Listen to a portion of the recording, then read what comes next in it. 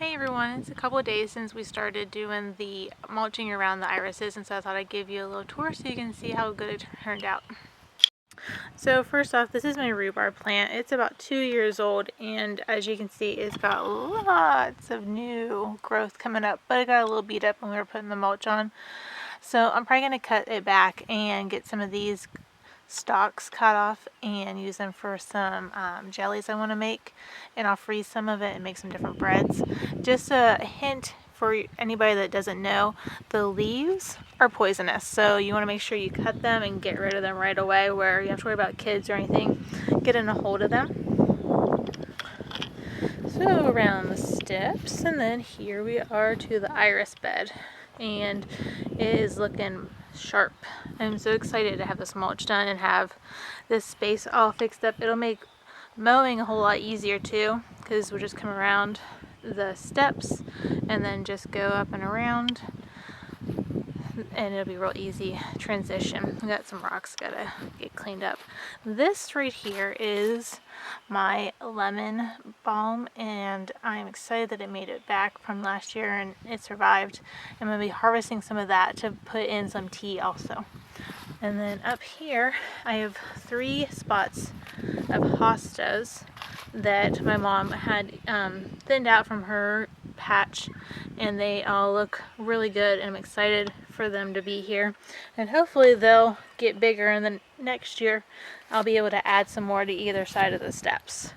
So today I'm going to be planting some onion sets that I have, and I'm going to go ahead and plant my lettuce and cabbage that I had started and see how they do transitioning. If not, I still have time that I can go ahead and reseed it, but I'm hoping that this little bit of a jump start will help them and they'll get going and growing real strong here real soon.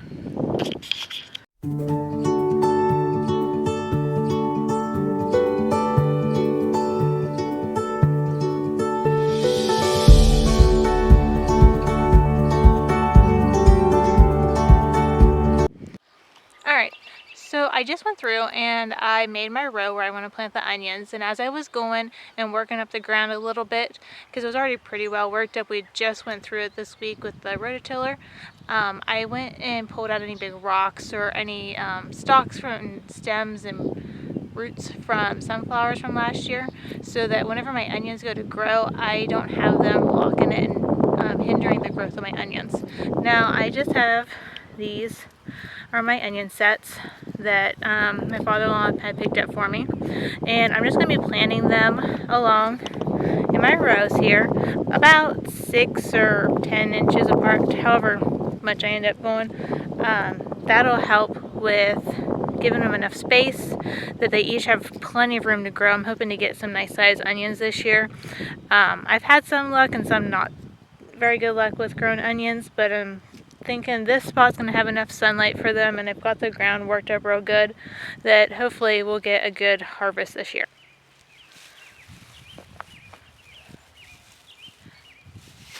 Another thing to keep in mind when you're planting these is you want to keep the bottom, this you can tell, this is the bottom, right here.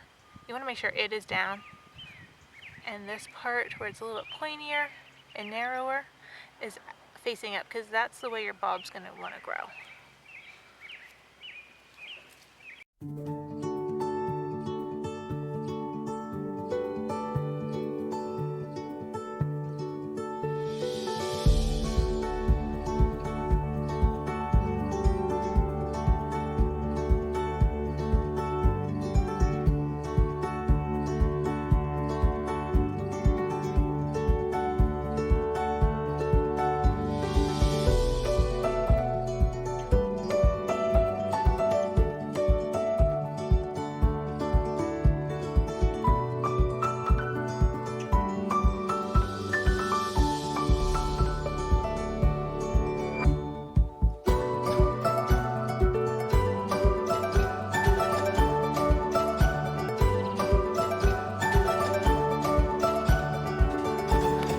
So as I was putting these onion sets down in the ground, I decided I had enough room that I could do like a zigzag pattern, and then that way I wouldn't have to extend my row anymore. There'd be plenty of room for them to grow here.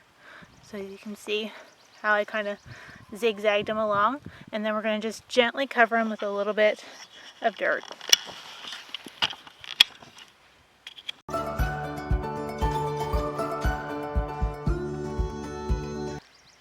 I'm just covering them a little bit, just giving them a little layer of dirt, getting any more big pieces of garbage from last year's garden. These are just hunks of stuff from the sunflowers.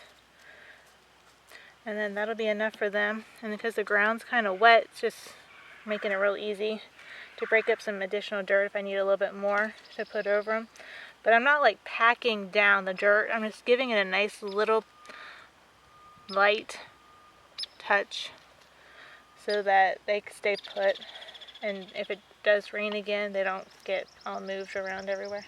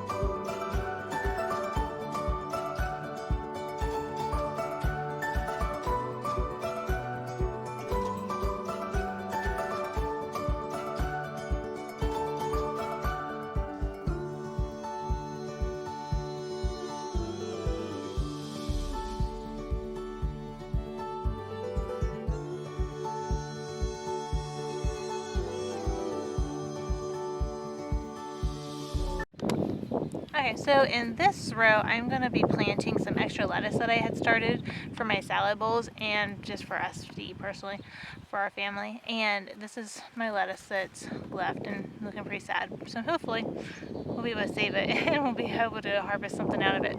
But when I go to plant these seedlings, I'm going to be keeping them about 10 or so inches apart. That way they've got plenty of room to grow and they're not fighting for water or nutrients in the ground.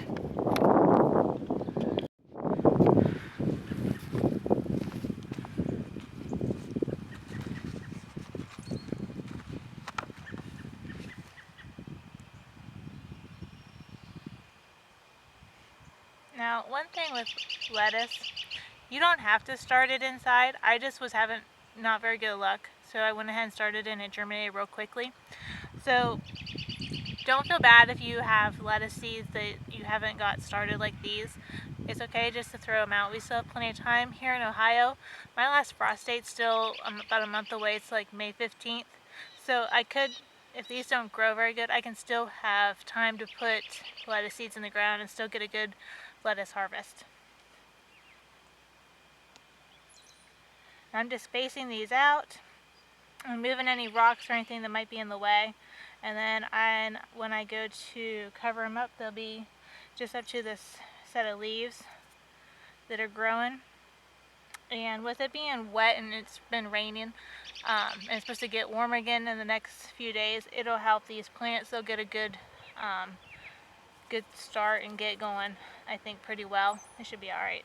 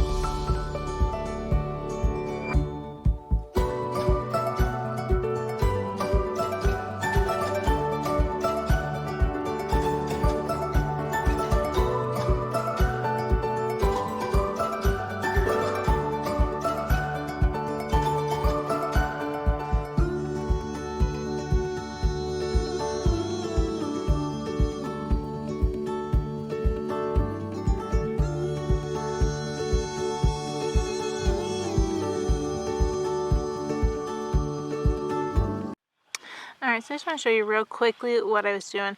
I had each of these slots labeled with how many empty holes I used for each type of seed. And so this was it's called a Nero cabbage, and I had started it. And what I was doing was using my stick to help bring it up out of the ground so that I wouldn't lose all of its roots. And then I'm just sticking it here, and I will gently cover it up all the way up to these leaves. And look, I've already got 3 leaves on this. Now I was looking through this and I have my peppers that are ready. I can up-pot them. And then over here I found 2 little tomatoes that have germinated since I pulled out all my other ones and up-potted them. So that'll be on my list of things to do once I finish these things outside, covering up the lettuce and the cabbage that I just planted all the way along this row.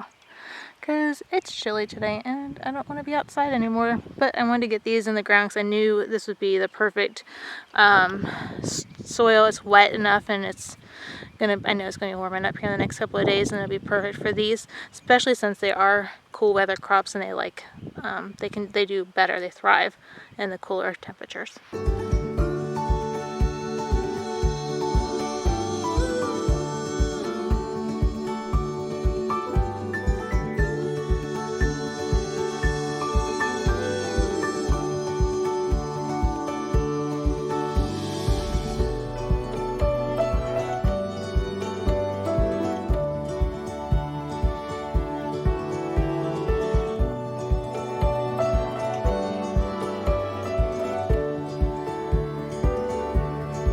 So I thought I'd show you real quick what I'm doing. I had worked up to the dirt, and then I made a hole with my finger and just sat the root all the way down to where my leaves are. And then I just covered up the hole, trying to keep as much of the leaves up as I can. And that's as simple as it is. And that's all I'm doing for my cabbages and my lettuce that I'm planting in this row. And if I find any big hunks of rock or anything, I just move them out of the way. Hole and stick it in.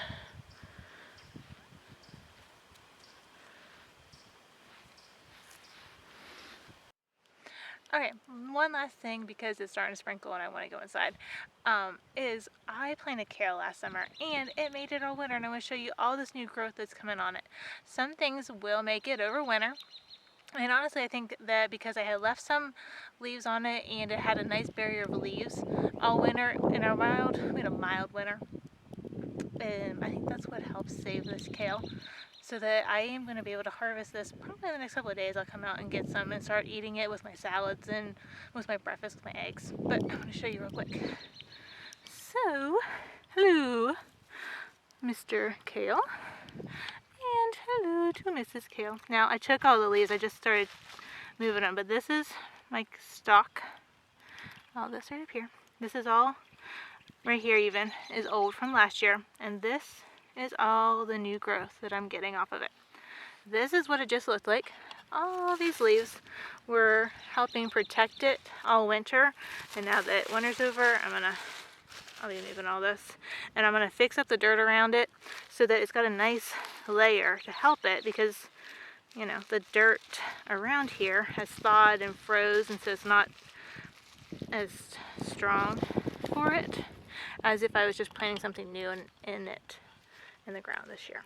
But I just want to show you guys some things will make it through Ohio winters, and kale is one. So I'm glad I left it, and I will be definitely happy when I'm eating this, because I haven't been buying a whole lot of salad stuff from the store. I've been kind of waiting to see how my stuff would grow, and this will be definitely something I'm eating and will be doing again this year, is overwintering kale, because I couldn't get nothing off of it all winter, but to have kale to eat fresh from my garden in April, I'm pretty excited about. Alright, well, I will catch you on the next one. See you guys. Blessings. Bye.